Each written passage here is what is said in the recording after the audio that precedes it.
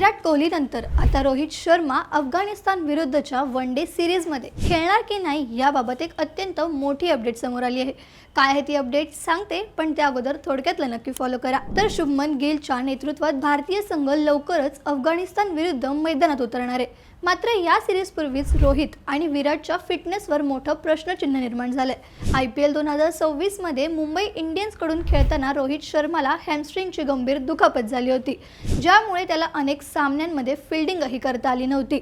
आता अफगाणिस्तान विरुद्ध खेळण्यासाठी रोहितला आधी कडक फिटनेस चाचणी द्यावी लागेल आणि ती पास झाल्यावरच BCCI त्याला खेळण्याची परवानगी देईल। तर दुसरीकडे विराट कोहली देखील याच हॅमस्ट्रिंगच्या दुखापतीमुळे त्रस्त असून तो या सिरीजला मुकणार असून थेट न्यूझीलंड दौऱ्यात पुनरागमन करेल असं बोललं जातंय।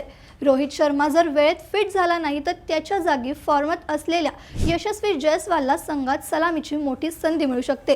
वर्ल्ड कपच्या तयारीसाठी महत्त्वाची असलेली ही सिरीज या दोन्ही दिग्गज खेळाडूंविना खेळावी लागण्याची चिन्ह दिसतात। मग तुम्हाला काय वाटतं? रोहित आणि विराटच्या अनुपस्थितीत शुभमन गिलच्या नेतृत्वाखाली तरुण टीम इंडिया अफगाणिस्तानला हरवू शकेल का?